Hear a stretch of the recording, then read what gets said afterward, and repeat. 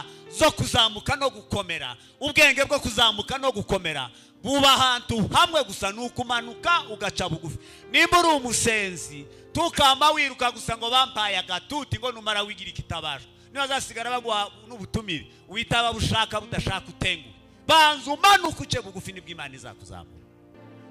Buza bukora neza, tibuzi kugira nabi, ubwenge bw'ubumana ntibuza bugira nabi, tibugira ya macenga yo guteranya no kugira gute no ku rugambo oya, burya n'ubwenge bw'abadayimoni. Ubwenge bw'Imana ngo bugira neza, buza bubona naki cakennye bukumva gusabwa mufasha, bwabona naki kibazo cabaye bukumva ngo muhumuriza.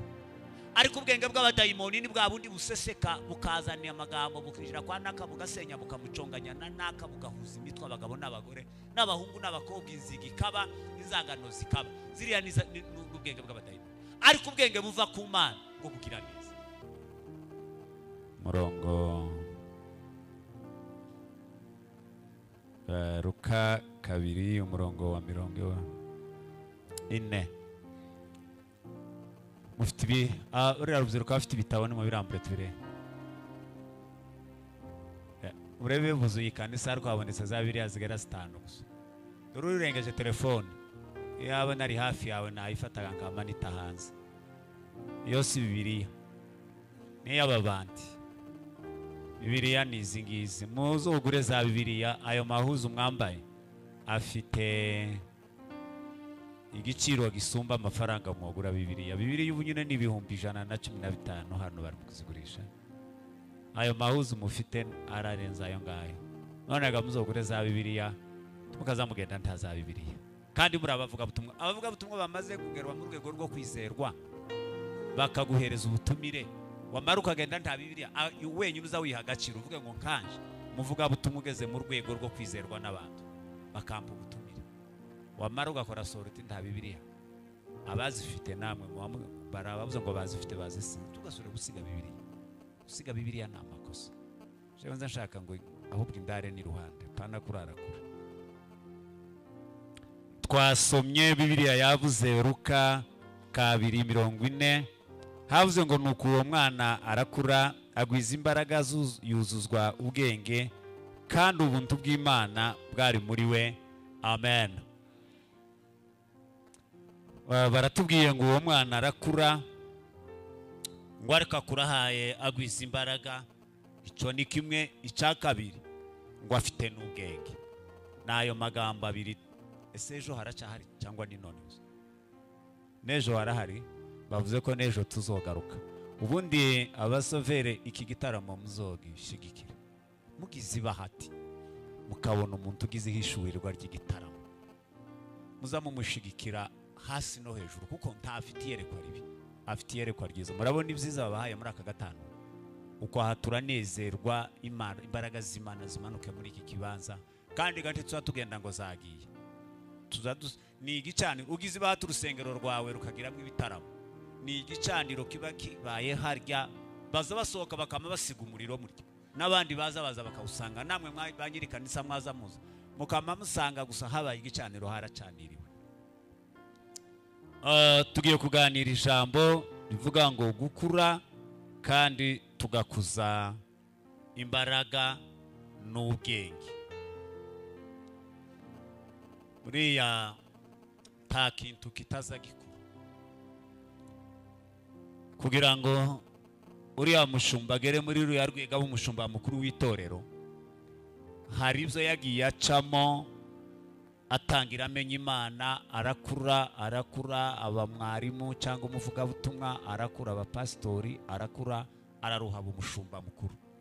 Ni ukuvuga ko ikintu cyose gikeneye gukura. Ubundi nukora ikintu ukagikora udahaye utekereza kuzokura, nushaka uzokireke kare, ukagikora uhaye wumva kuzogitanzira utazakibyaza umusaruro, uzamukireka. Jewe nzambwira abantu ngo sinokurikira ikintu kizombera igiheka, no kivamo kare inzira zikigenda. Ariko uzakora ikintu kizokomeza kikazamuka, kandi ikintu cyose gitangira ari gitoya, kizokomeza kizamuke kigere mu rwego kizara umusaruro imbere y'abantu n'imbere y'Imana. hano Bibiliya yavuze ngo arakura agwiza imbaraga yuzuzwa ubwenge kandi ubuntu bw'Imana bwari muri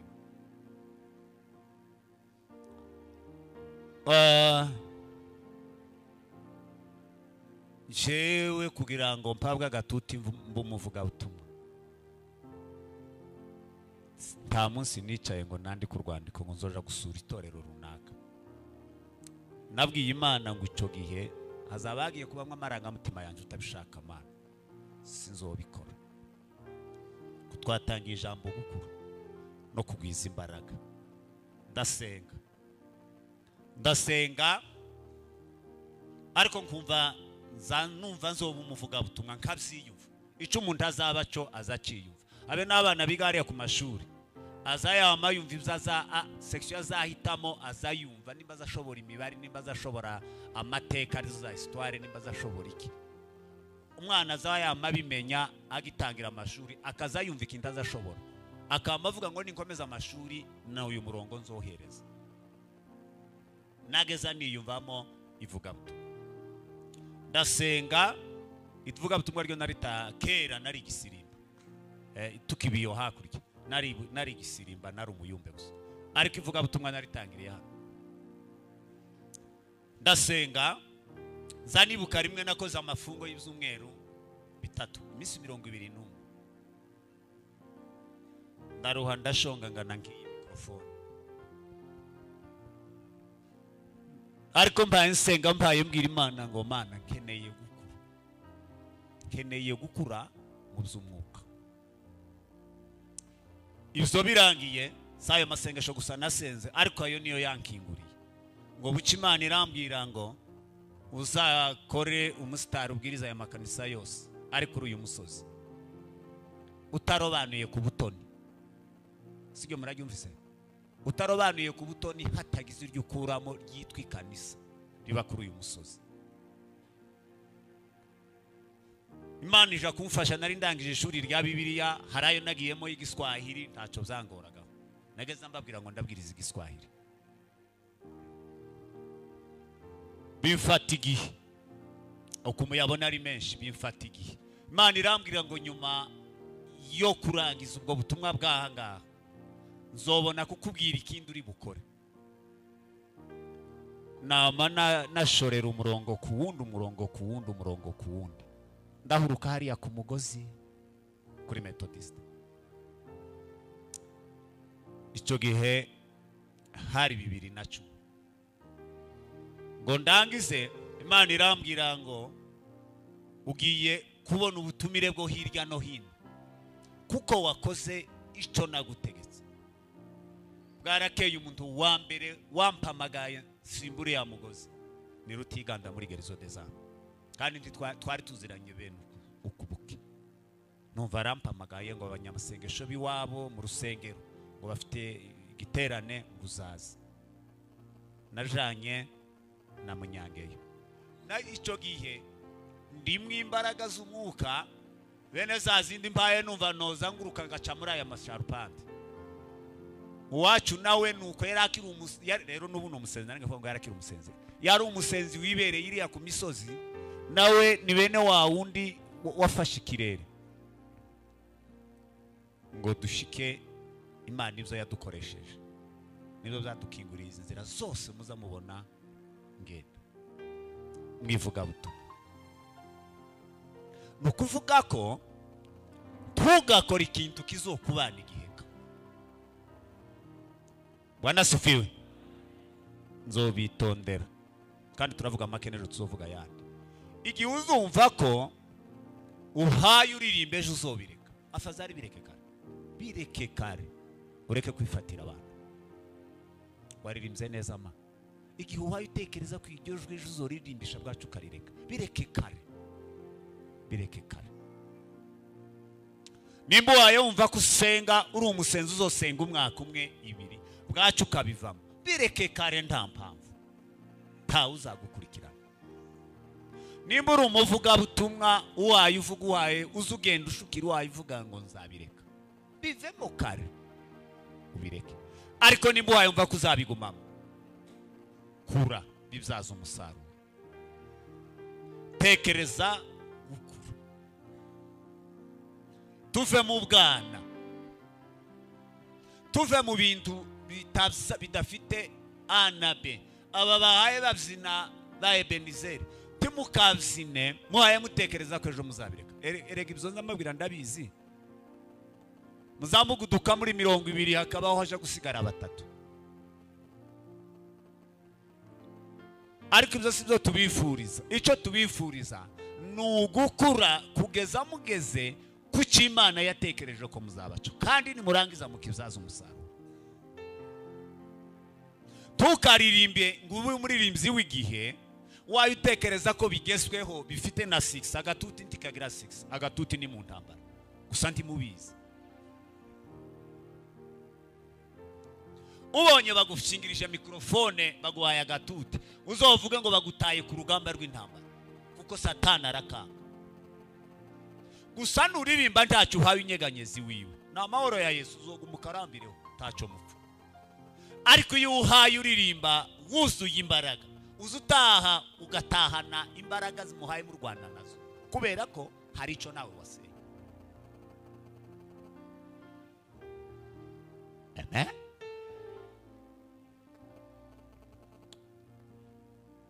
Reka tuzavuga ibintu 7 zerekana umuntu wakuze. Ariko reka mbaze mbabwire, ntimuruzi izi mbaraga zanyu mufite. Izi mbaraga muri famiye iwacu turabakeneye. Dukeneye abasore bafite imbaraga, kandi imbaraga z'uburyo bubiri, imbaraga z'umubiri n'imbaraga z'umwuka. Izo mbaraga zirakenewe muri famiye, barabakeneye. Bakeneye abasore bafite imbaraga. Umuhana ubukeneye abasore bafite imbaraga, zoba iz'umubiri zoba n'iz'umwuka, kuko hari akazi gakeneye amaboko, abasore baza bagashobora. Hari akazi gakeneye umwuka, umusore ufite imbaraga zisanzwe akagira n'iz'umwuka azahota. Kurya nta kintu kitaza gikoreshwa n'imbaraga z'umubiri. Kunze kubwira abantu ngo iyi myaka ngezemo sigaye mbwiriza gusa ntihanyaguye, nafata igiterane cy'iminsi 30 nagisoza, kama numva umubiri watakaye bikaba ngombwa ko hotegerezwa nk'icyumweru cyose mpaye numva umubiri waratakaye. Kandi kubera ikintu kimwe imyaka kiragenda, naho kera nobwirije ukwezi kugashira kazanumva nta ni ibisanzwe. Imbaraga zanyu itorero zirarikeneye. Timuruzi bimuzamukora bari abasaza batahaye babikora, suko babyanze, imyaka irabajanye, imbaraga ntizikibishoboye. Ariko mwebwe tumubonye ingene bakase Ebenezeri aho yarigeze, uwo barekura kwama babyina 2 zikaba nta urika hasi, kubera bafite imbaraga z'ubusore bakagira n'imbaraga z'umwuka. Ibyo byose ko biramba bibarengeza. Aba bahimbaza bakaramya uwo barekura, nko kwama muhimbaza amasaha 2 ntimumenye uko ashize. Ariko abasaza ni igisirimba kimwe, akama yumva imitsi yose yaregutse. Imbaraga zanyu Satani arazikeneye. Bwana sifiwe. Imbaraga zanyu Satani arazikeneye. Satani akunda abasore cyane, kubera ko umusore ahantu ariho hose arahenze. Ukizoko ikintu kiza ahantu habuze umusore haba habuze ikintu gikomeye. Imbaraga zanyu rero Imana irazikeneye nayo. Imana ikunda abasore. Muzosome za Bibiliya, ya abantu benshi yakunze guhamagara ikoresha na abasore, kubera ko yafataga imbaraga zabo z'umubiri kazihuza n'imbaraga z'umwuka zikabyara umusaruro. Izi mbaraga hari ikintu kizica, kubera ko izi mbaraga zikenewe. Satani ari mu gushaka ngo yice abasore. Hari ibintu bigera byinshi ari mu kubicisha, ndabivuga ntambuka. Icyambere, Satani karicisha abasore ubusinzi. Kandi buriya businzi buzabwica imbaraga z'umubiri bukica n'ubwenge. Ntazapfa hamwe, azapfa imbaraga z'umubiri agapfa no mu bwenge. Uko wamusanga yabaye debetebe, uri mu gusanga bamwe hariya mu muhanda, uwo ni umusore yataye ubwenge, imbaraga zamushiranye. kandi waraherutse yarakomeye akaruha gashoshoka. Kubera iki? Karakorera Satani. Yafashe imbaraga ze azitanga mu mugambi wa Satani. Nimufate mukomere ku mbaraga zanyu muzime Satani. Amen. Ukamusanga umuntu yabaye debe yaragira ubwenge ndetse ya n'umuntellectuel yarize, ariko kubera ko yahuye n'umwambi wa Satani ugasanga imitekerereze yarapfuye, ubwenge bwarashize, habe n'imbaraga z'umubiri zaramushira kubera yahuye n'umwambi wa Satani. Arawukingurira araraswa. Nimukingirane Satani kugira atabanyagiza imbaraga zanyu. Urupfu rwa kabiri ruhaye rwica abasore n'uburayi. Ese mbabwiye uko mbabwiye nabi? N'uburayi. Iyo umusore yishoye mu burayi apfa imbaraga z'umubiri agapfa no mu bwenge. Kurya indaya hari ibintu byinshi biba byarapfuye muri. Apfusha imbaraga z'umubiri agapfa no mu mitekerereze. Gatatu n'ibiyobyabwenge. Ibyo birimo kubagira abasazi. Kamusanga umusore yarasaze pe bakaza bahambiye kubera ko amejiloga yeye mwenyewe, nta wundi wamroga. Hari umwe wigeze kunywa ikiyobyabwenge kandi naho ngo arangize aba nk'umusazi, ngo buce ngo mpere na nyina, ngo pastor ngo muzosengera umwana ngo nukuri ngo baramurose ngo amapepa yaramufasha. Nari ntarabikurikirana ngo buce mbikurikirana ati nibiyobyabwenge yankoye biyayura ubwenge arasara. Buce mbwiranye yarirose, none ugiyega kuzobyegeka ku bagore babandi cyangwa ku bagabo babandi.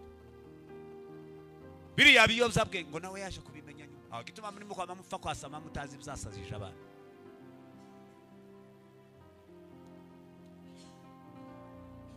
Abasore ko baratanga imbaraga zabo mu biyobyabwenge, zaba mazi imbaraga bibamaza n'imitekerereze. Nimuhagarare ku mbaraga zanyu no ku bwenge bwanyu birakenewe. Iwanyu mu rugo bakeneye umitekerereze yawe myiza n'ubwenge bwawe bushongoye.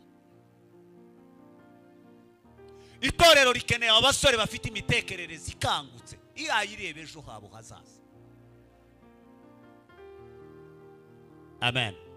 Imana ikeneye abasore bafite imitekerereze mizima, irayitekereza igategura ejo habo hazaza.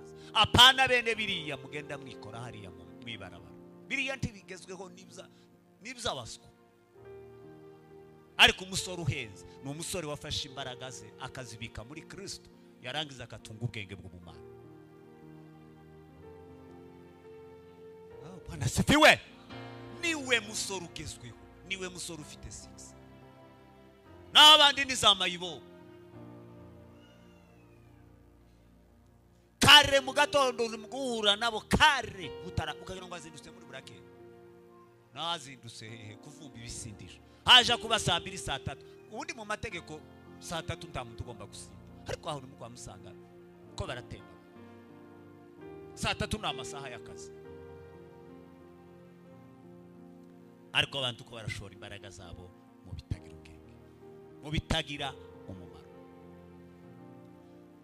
Hano hari ibintu birindwi bishobora gufasha umusore agatungana akaba umusore mwiza, akazagira umusaruro mu bamukeneye wese. Ijambo rya mbere ngo ni kijana ambaye, nzoza mbibasobanurira, ni kijana ambaye anajua kutii, ni umusore wubaha. Iki kintu kwica abasore ndibakicubaha. Tiyubasha Imana, tiyubaha abavyeyi, tiyubaha abashumba. Ukamusanga yigize kambere mbere gusa, yigize uko. Bibiliya yavuze ngo Yesu arakura, ngo agwize imbaraga n'ubwenge. Yesu yari afite ubuzima bwa Yesu bugabuyemo ibice bitatu. Igice cya mbere ni uguhera ku myaka 5 kugeza ku myaka 12. Ico gihe ngo yariko yiga amategeko y'Abayuda, ari bizibi bitabo 5 bya Mose. Abayuda abana babo muri Sunday school bageza biga ibi bitabo. bageze imyaka 12 bakaja kubikorera ikizamini. Nico gihe Yesu agiye gukora ikizamini akwije mu myaka 12 ngo ashika buwa mbere, ndetse noneho akaza bisigura gusumbya abatambyi bageze babigisha, ngo batangazwa n'ubwenge bwiwe, batezeye ko ari umwana muto kandi yicaye mu ndara zakigishwa, ni gutaha yasobanura amategeko ya Mose gusumba twebwe tuyatunze, kubera ko Yesu yari yaragwisha imbaraga agwiza n'ubwenge. Wanasifiwe. Umusore wataramiye Imana, umusore wasenze Imana, azagira ubwenge busumba ubw'abagabo n'ubw'abagore, kubera hari ikibimutera ni igitaramo.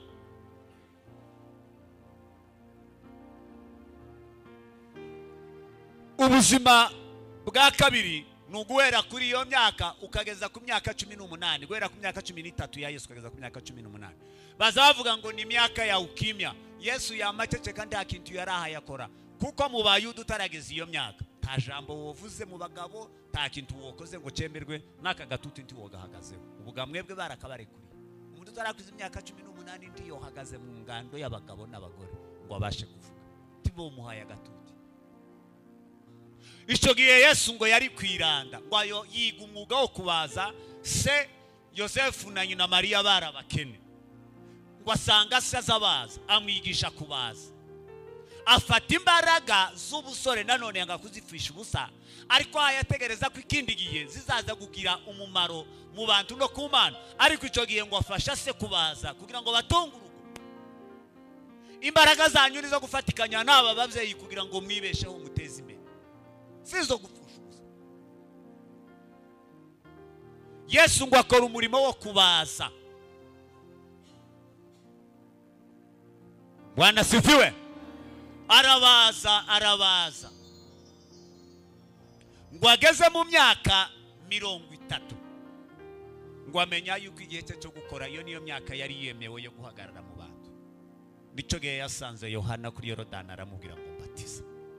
Harageze aho imbaraga zaje zishana ku mugaragaro, Yohana aramubatiza, Yesu atangira imirimo. Ariko icyo gihe Yesu ngo yarazi guca bugufi. Muri iyo myaka ya Yesu yarazi guca bugufi.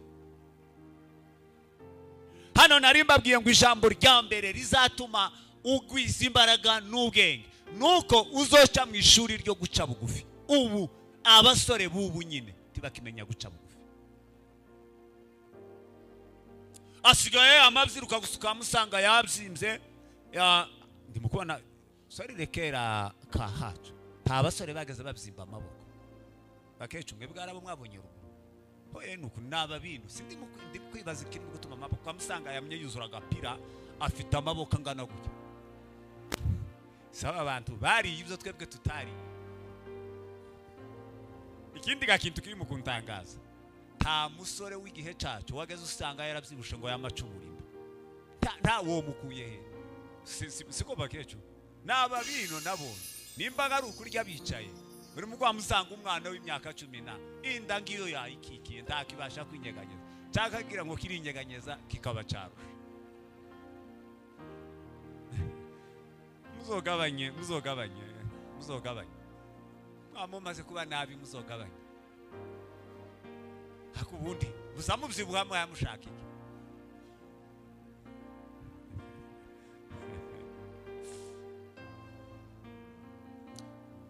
Dore ikizatuma ugwiza imbaraga bwa mbere no kubaha abavyeyi. Igihe uzumva ko utakicaye munsi y'amaguru y'abavyeyi bawe ngo baguhihano, nta mbaraga uzagwiza, nta bwenge uzogira. Igihe abavyeyi bawe cyangwa abavyeyi bo mu muhana bazaguhamagara bakakubwira amafutu wayugira ntiwumve, uzaburi debedebe, uzaburi igitu. Ariko umunyabwenge azi guca bugufi, akubaha abavyeyi. Ba kabiri akubaha Imana. Ba gatatu akubaha abashumba, akubaha abungeri, agaca munsi y'ibirenge by'abungeri bakamurera. Ni uzavamo umuntu uzagira icyo azamarira abantu. Ariko iyo unaniranye muri izo ngeri zose ntaho uzogera. Tugiye gusoma, nzobitondera dusome. Ngani musome Petero wa mbere, abazi gusoma. Petero wa mbere 5 umurongo wa 5 ugeze ku wa 7. Nushaka turavuga amagambo abiri ejo tuzokomereze kuyana. Petero wa mbere 5 umurongo wa 5 ugeze ku wa 7. Petero wa mbere ni rahirya haye. Umuntu uzi gusoma ubangutse nimwe musomera. 5 Petero wa mbere 5 umurongo wa 5 ugeze kuri wa 7. Gasoma nibagweze mikrofone uragumusoma. Havuze ngo namwe basore mugandukire abakuru mwese mukenyere kwicisha bugufi ngo ukenyere mukwambare nka kuyamuza mwambara imikabo kugira ngo mukorerane kuko Imana irwanya abibone naho abicisha bugufi ikabahera ubuntu. Amen. Amen. Abicisha bugufi ikabahera ubuntu. Mureka mbabwire fenomene yo kuzamuka kugira ngo uzogwiza imbaraga no kumanuka ugaca bugufi. Iyo umanutse ukicisha bugufi, ico nico gihe Imana izi kuzamura ikakugira umuntu ukomeye, ukaba igiti cy'inganza marumba, ukabaka kurya ku musozi. Ariko kugira ngo uzamuke ugere iriya kwisome abantu bakubone no guca bugufi. Nimba ushaka kuba umuririmbyi w'igihangange ku isi, manuka ubanze uce munsi y'amaguru y'ababyeyi, uce munsi y'amaguru y'Imana, uce munsi y'amaguru y'abatambyi. Uce ico gihe nico gihe Imana izi kuzamura, abantu bose bakakuvumerera, bakaza bavuga ngo uriya musore agira ubwenge kubera ko azi guca bugufi. Apana kwama wikora ibintu ngo wabaye umurasta he. Wanasifiwe. Ngo muce bugufi nibwo Imana izabahera ubuntu. Nimba ushaka kuba ukomeye uzobanza umanuke wike hasi wumve ko ari wewe mutoya. Ico nico gihe Imana izakuzamura ikakwicazanya n'abakomeye, ikaguha izina rikomeye. Nta kindi kintu Imana izoguca guca bugufi. Imbaraga zo kuzamuka no gukomera, ubwenge bwo kuzamuka no gukomera buba ahantu hamwe gusa nukumanuka ugaca bugufi. Nimba uri umusenzi tukama wiruka gusa ngo bampaye agatuti ngo numara wigira ikitabasha, niyo zasigara bagwa n'ubutumire witaba bushaka budashaka utengure.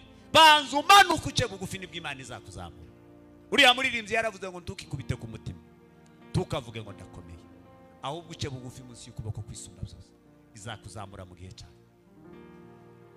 Apana kwikubita ku mutima ngo uzuvuga ngo narakomeye, ngo naramenyekanye, ngo bansowereye afishe, ngo barampamagaye. Banza uce bugufi nuzoza umara gukora ibyo ngizo. Bwana sifiwe. Ngo muzamwumva ijambo ry'Imana. Jewe iyo mvuye mu ivugabutumwa sindicara n'umunsi n'umwe ngo umutima wanje ubwire ngo hari ibitangaza byakoretse kandi bizabikoreka.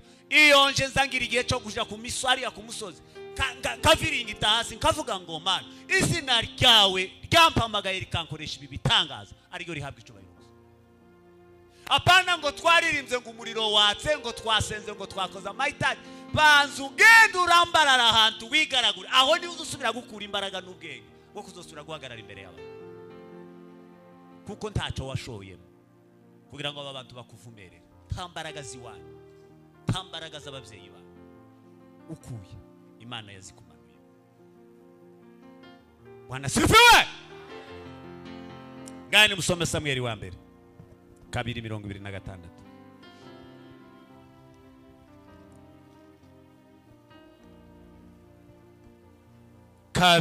Samueli wa mbere 2:26. Samueli wa mbere 2:26. Yego. Havuze ngo maze uwo mwana Samueli arakura atona imbere y'Uwiteka n'imbere y'abantu. Amen. Mwumva igitangaza ngo uwo mwana arakura ngo ayatona imbere y'Uwiteka n'imbere y'abantu. Se gutona mu yindi mvugo urubyiruko rwo kumva nini nikagutera gushima. Aha yashimwe imbere y'Imana n'imbere y'abantu kubera ikintu kimwe, kubera ko Samueli yarazi guca bugufi. Samueli yakuriye mu maguru ya Eli umutambyi. ntiyigeze avuga ngo ndakora iki ngiki ngo Imana iri mu kuganira nanje. Oya, ngo ategereze igihe cy'Imana. Icyo gihe yari ategereje cy'Imana ngo yarazi guca bugufi.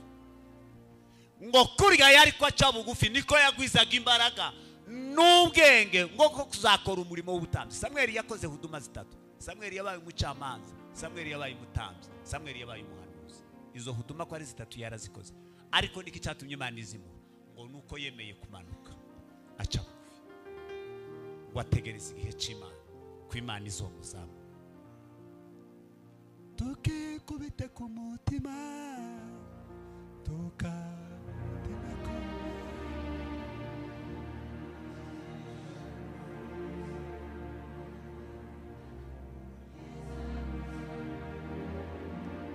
mugiye cyane tukikubite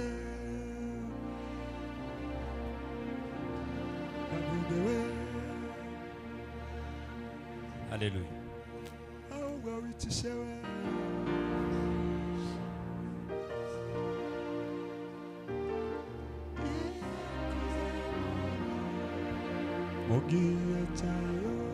Duhese Imana icyubahiro. Samedi, haleluya, haleluya. Naho ndiho haziritse ibanga ryo kuzoba ukomeye ni ukumanuka ugaca bugufi. Ababyeyi bavuga ugaca bugufi. Buriya hari abantu batatu baza batanga umugisha kandi ukazokomera. Cyambere ni Imana. Imana nizi guhereza umugisha kandi uwo mugisha Imana yiguhaye ntawo ukwaka. Umugisha wa kabiri n'uw'ababyeyi. Iyo usomye hariya mu itangiriro, Yakobo ngo agiye gupfa yahamagaye abana be. Hari abo yaraze nabi kubera amakosa ngo bagize, barimo ba Reubeni n'Abasimeyoni. Simvuga amakosa yabo, singiye kubigisha. Ngo abapfira nabi asiga bavuzeho mabi. Abo yarabakurikiye. Abo yaraze neza barimo ba Yosefu. Yabwiye Yosefu ngo Yosefu we ngura umwana waje. Ngo umeze nka kurya kw'igiti ngo cyatewe hagati y'amasoko. Igiti gitewe hagati y'amasoko habe n'ubwo izuba ryova ryo muci ryo mu kwezi k'umunani tikizacuma. Kizakiguma kigatowa kandi kikera imbuto. Avuga yuko Yosefu azakomera kandi ni wari umuhereza. Azakomera muri benesi. Ngo kandi ngo amashami yawe yarenze inkiki. Kwari kuvuga ko ubutegetsi n'imirimo myiza ya Yosefu izagera kuri abantu bose bakayisoma. Uwo mugisha warabakurikiye. Umubyeyi wawe ukamunezeza ukumva arengeje ururimi akakubwira ngo Imana iguhe umugisha cyangwa Imana igweze umugisha. Uzazama bikubita ku mutima uvuge ngo ndakomeye. Mu gihe umubyeyi wanje andengereje ururimi akampa uzugerageza kumunezeza umukorere gatoya akamusetsa namara avuga ati mwana wanje Imana igweze umugisha. Uwo mugisha ukomeye. Abantu bagatatu baza batanga umugisha n'abashu. Ukabona pastori wawe uramukoze ikintara uramunesheje akaba ukagira bataka guhamagara ngo ngwino ngusabira umugisha. Azoba gupokeje ubukire bukomeye. Haleluya! Uzaba gupokeje ubukire bukomeye. Kandi abo batatu nabo iyo bakwatuyeho mabi Imana ikakuvugaho nabi cyangwa umubyeyi akagucira amacandwe mabi cyangwa pasiteri ukamubabaza akakuvuga nabi, uzamuvuga ati ngize ubuhanya. Nicyo gituma tugomba guca bugufi kugira ngo tuzamuke.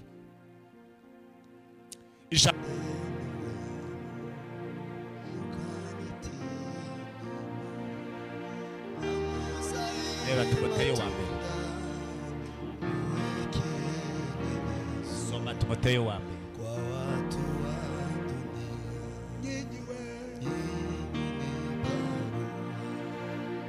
Yakusomwa na watu kwa matendo. Haleluya we. Na mwendeno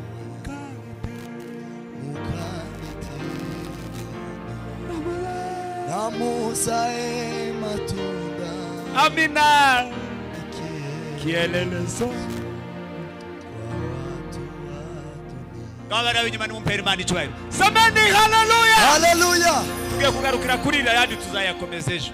Umurebe Timoteyo wa mbere banza urukoje gusoma nkubwiye gumuharebe 4 n'umurongo wa 12. Timuruza umusore. Umusore ameze ku musozi. Kuri uyu musozi utokwihisha. niko umukobwa wa naka atokwihisha amaso y'abantu, niko umuhungu wo kwa naka atokwihisha. Naratangara iyi myaka ba mama wanyu bagezemo na ba papa, nta muntu uzubareba habe nubwo bogira amakosa, sikise yabo yarashize, nta n'umuntu uzubitaho. Ariko umusore kubera ko Imana imukeneye, isi imukeneye, Satana mukeneye, itorero rimukeneye, famiye imukeneye, ibyo byose biza bimureba, aza ya mahoro asa n'umanitse ninga kuri umusozi muremure w'Irango utobasha kwihisha, cyangwa igiti kirekire cyakuze kitobasha kwihisha. Muzamwama mukirangiza mukavuga ngo kiriya giti ngo kibahanye naga. Umusore aramanitse hariya, biriya bintu byose ko biramwitegereza, kandi buri kimwe cyose ko kiramuhamagara. Wanasifiwe, haleluya. Bigize yararangije aravuga ngo uburabyo bireze, ngo burampamagara ngo ngende soro. Umusore famiye kiramuhamagara, umusore itorero ko riramuhamagara, umusore Satani karamuhamagara, umusore Imana kiramuhamagara, ko baramurangiza bose bakabona arahenze. Kandi uhendeshejwe n'ibintu bibiri bitumye uhenda, n'imbaraga zikurimo n'ubwenge bukurimo. Kubera izo mbaraga n'ubwo bwenge urahenze, biriya byose ko birashaka ngo ari je umukoresha, kindi nacyo kikaza ngo ari je umukoresha. No, umusore ari ku rugamba, ahasigaye rero amahitamo yawe. Banasifiwe, haleluya. Uri ku rugamba, isi kirakurwanira, Satana akakurwanira, Imana ikakurwanira, abantu ko barakurwanira, abakozi mwitorero ko barakurwanira, kubera ibintu bibiri ufite bihenze, n'imbaraga zawe n'ubwenge bwawe.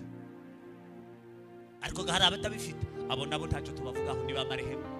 Kandi ni marehema ariho, ntiyapfuye ngo bajane hariya ku mpanda ngo basibuke, ariko yapfuye ahagaze. Uwo nta kitorero rihari muvugaho, nta Imana ihaye muvugaho, habe na Satani yaramwanze. Izimara kugushuka, yamara kukujana ikakwandagaza gusika gutaho. Amen, amen. Rero kubera kuhenze, Timoteyo yabwira ati, Paulo yandikira Timoteyo aramubwira ngo kubera kuhenze Timoteyo ngo ubicitegererezo, rwanira kubicitegererezo cyiza ngo kandi cyabize. Ariko umusore arahenze bacu. Amen, amen. Uwo niwe musore ukenewe nazaza cya muri serire y'abafite abana bananiwe, baza bababwira ngo ariko mwebwe timuzamure musore, nimusohoke muri musore wo kwa naka, inge nari umwana mwiza.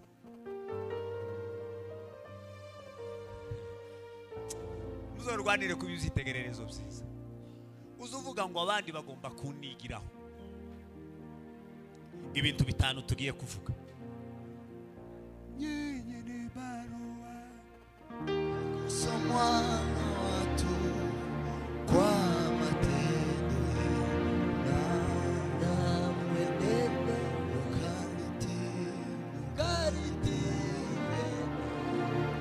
na muzae matunda kwa watu wa dunia. Wesimani chwe, haleluya, haleluya. Muwe kielelezo, nemere kubichitegererezo cyiza. Toferi meras. Eden flas. Nabasengera. Kandi kugwa Timoteyo wa mbere 4:12. Yego. Havuze ngo ntiyakagire uhinyura ubusore bwawe. Uzosugenda usoma rimwe rimwe. Paulo yandikira Timoteyo aramubwira ngo Timoteyo ntiyakagire uzokunyuza mu ijisho ngo asuzugure ubusore bwawe, niko guhinyura. Bazabe nk'abaseka ubusore bwawe kubera iyihe mpamvu n'ubwitwaramo nabi bazoguhinyura. Ariko Paulo abwira Timoteyo ngo mu busore bwawe uzabucyitegerezo, ntiyakagira umuntu ukunyuza ijisho ngo ahinyure ubusore bwawe, ahubwo abantu bose bazoza bifuza ubusore bwawe, ahubwo ubicitegererezo cyabizera mu byo uvuga. Ijambere ni bitani, iryambere ngo ubicitegererezo cyabizera kwa maneno. Ororeme n'akantu gatoya nyamara amagambo yawe arakomeye kurusha amabuye. Nyamara arakomeye simari cyo samani haleluya Haleluya. ubicitegererezo mu magambo umusore uhaye ukurana imbaraga n'ubwenge amenya kuyobora ururimi rwiwe ukamenya ibyo bivuga apana za mvugo z'ababandi nyine zishatse kubigisha rimwe muzizi zijya zikibandi bari mu kwama bavuga bo kwama bakugamba muri kumwe ndi muntu zirya n'iz'abadayimoni ariko haba imvugo z'abakristo umusore w'icyitegererezo azi kuvuga yavuga abantu bose bakaneza yavuga abantu bose bakaza bakenera ngo avuge yaganira mu rugo ababyeyi bakumva bafite umwana w'imitekerereze yicaza ba papa na ba mama akabaganirira akatanga icyerekezo yahagarara mu itorero yavuga itorero rikumva rifite urubyiruko rufite akazoza pastor akumva afite urubyiruko rufite akazoza kejo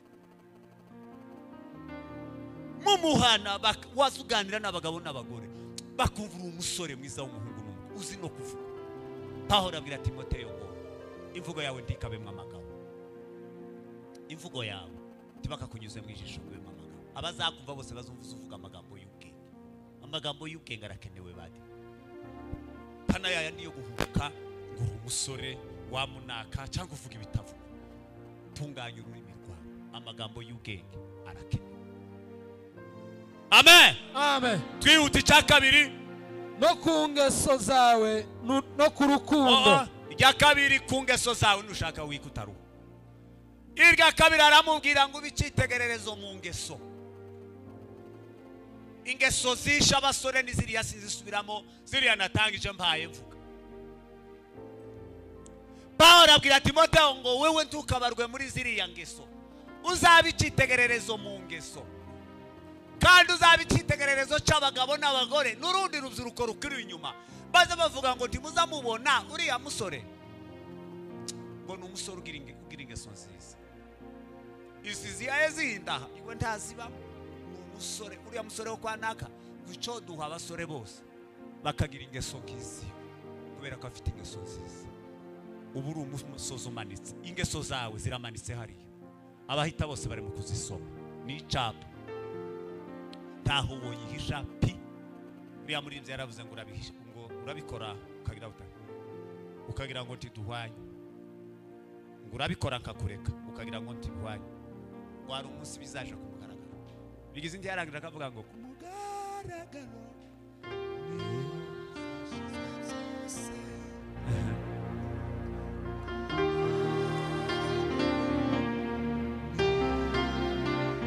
ekera ngaho ntaho uhisha ingeso nta mupfu kubamo wo guhisha ingeso nta cyumba kibamo cyo gukingirana ingeso uzugira ngo wayihishe ngo wayiryamye mu kintu gikeneye kujijuka ni ingeso uzugira ngo wayihishe nayo ikakubwira ngo naje keneye kujariya mu muhanda tembere bambone ukagerageza kuyipfuka ukayiryamaho ikakubwira ngo papa cyangwa naje keneye kujijuka aho wanshiriye mu bwihisho keneye kujariya ku muhanda bambone bwacika gutaranga bagama basangura imurari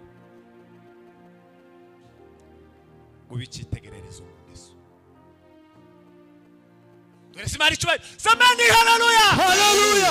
ubicitegererezo mu ngeso umusore wakuze akagwiza imbaraga n'ubwenge amenya kwimetriza akiha agaciro kuko ni ngumusozi n'urwandiko rurusomwa n'abantu bose akamenya kwiha agaciro mu ngeso ingeso ziwe zikaryohera abantu ingeso kuriya ni nk'imbuto iyo ufite ingeso nziza abantu bose baza bakenera ingeso zabo bagakenera kuzisoroma bakaza abagabo n'abagore bakaza bigisha abana babo ngo muzaje gusoroma imbuto z'ingeso ku muhungu wa naka no ku mukobwa wa naka kubera ko afite imyitwarire myiza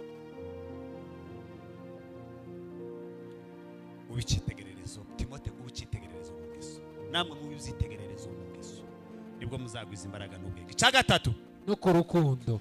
ngo kandi mugira urukundo upendo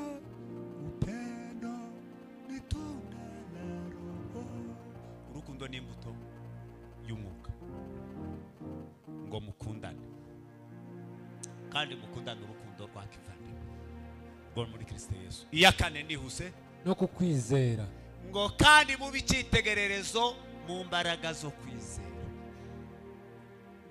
ngo ni Timoteyo Pawulo yazabwira namwe mugomba kuba ibyitegererezo by'abakristo bizera.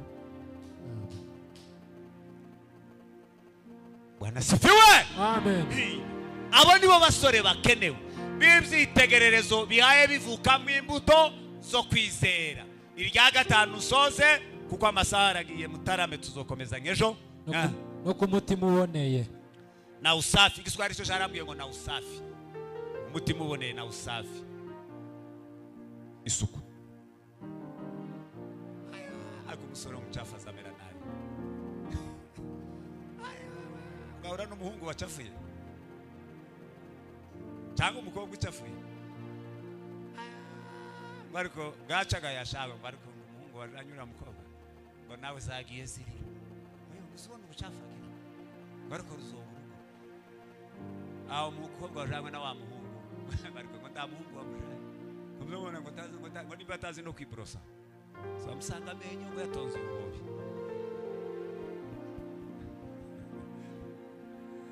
Sore agomba kuba afite isuku.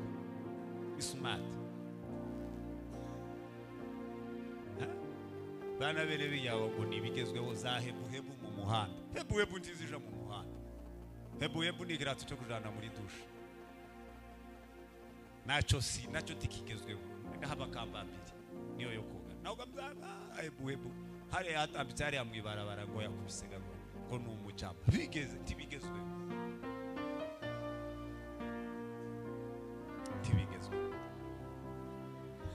Siko babwiye nabi. Ejo muzogaruka dutarame. Ejo tuzosenga urubyiruko rwuzura umwuka wa Yesu. Nzanshaka ngo tugire urubyiruko rumeze kuko Kristo ashaka. Kamusa. Iberaho ndazamenya kumanywa na nijoro gusa. Yavuka bamwe mu kwa bahirimiza ibyanwa ngo bigezweho. Ubucafu.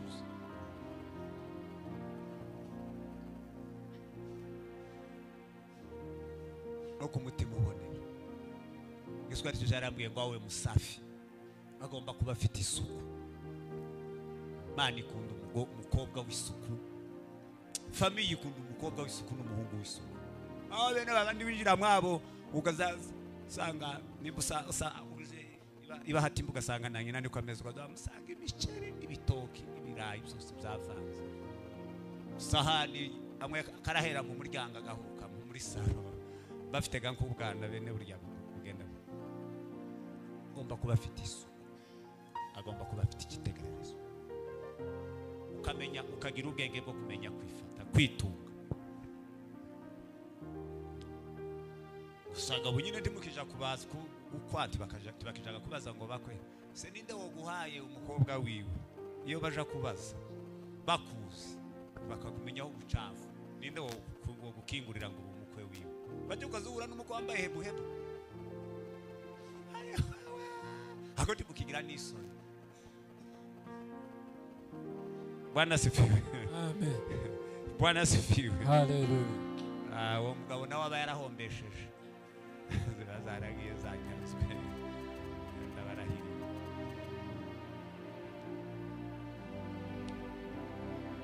Tugiye gusenga rero. Nyenyeni barua akasomwa na watu kwa matendo yenu na mwendenu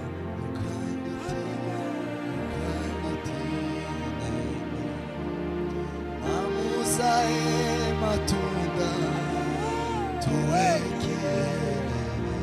kielelezo Yesu mani chwe. Sameni haleluya. Haleluya. Muwe kielelezo. Haleluya. Muwe uri kitegererezo kwisuku. Bazaza bakureba bwe muri ya musore ni smart. Pana wabye wikora ibintu ubikitegererezo. Imana tizivugaga mu mwuka gusa ngo isiga umubiri. Imana yanga ubucafu. Kuko umunyabucafu azatera urugamba. Turuzigaza muzu y'ubucafu uzamusohokana mu rugambo. Kandi urwo rugambo tayari kera umutima urakomeretse. Ukomerekejwe na bwa bucafu bwa naka. Kandi we yaza yumva nta kibazo. Ariko we uramutana urugambo wamushikuvuga ngo mwabanyanaga ngo sinzi yo gusubira gutorera. wowe nimba atazi y'abandi bageze wahura n'umusore umeze ukundu nyine akama gutera urugamba ukamutaha avuga ngo ari kuri ya musore ngo jewe sinomushingira umukobwa wawe ngo ari kuri ya musore nyabaga nimba ari umukobwa atari kuri ya musore njyewe sinomushingira umuhungu wawe akuzogira ubwanya nyine tugahura afite ubucafu sinzogushingira uwanje pe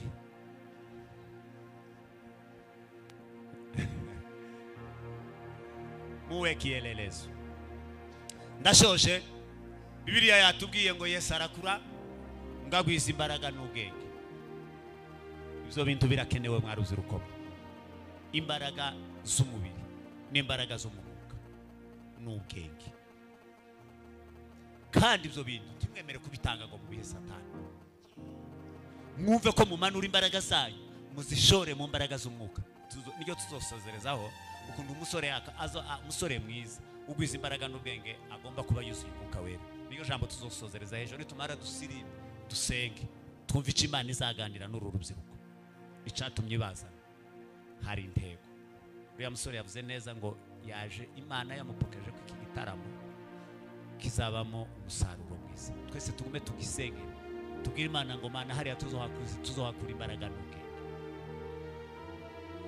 Mana Yobu yaravuze 28 no kuri 28 ngo kubaha Uwiteka nibwo bwenge kandi kuva mu byaha ngo niko kujijuka ubu twebwe tuzi ngo abajijutse nabafite za doctora na za maîtrise na lisanse n'ibindi nabahaye bakora ibindi bintu by'isi bikomeye kandi bakabitunganya ariko buriya Bibiliya ivuga muri Yakobo ngo n'ubwenge bw'isi ngo ndetse n'ubw'inyamaswa abantu ngo ndetse ni n'ubw'abadayimoni ariko ubwenge nyabwenge n'ubwenge buturuka ku Mana Yakobo yabuvuzemo ibice 7 ndashoje ndavugamo nka 3 ijambo rya mbere yaravuze ngo nubwo amahoro umusore ufite ubwenge bw'ubumana atungwa n'amahoro muri wazagenda akumva muri habamo amahoro icya kabiri ngo nubwineza buzabukora neza tibuzi kugira nabi ubwenge bw'ubumana ndibuzabugira nabi tibugira ya macenga yo guteranya no kugira gute no ku rugambo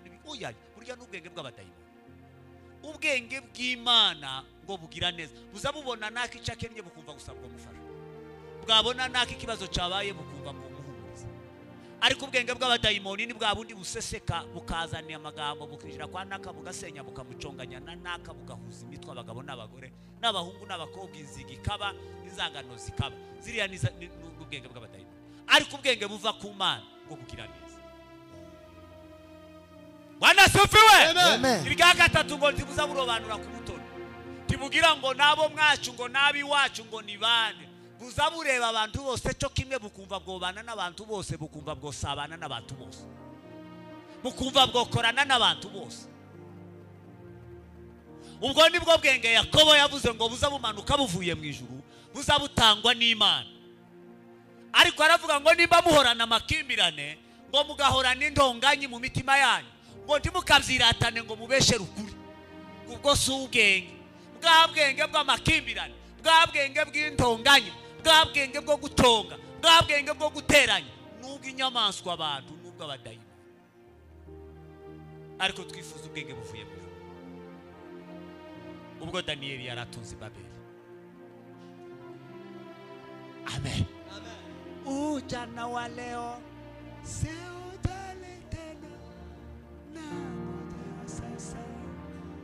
kwenda mbinguni ujana wa leo si ujana tena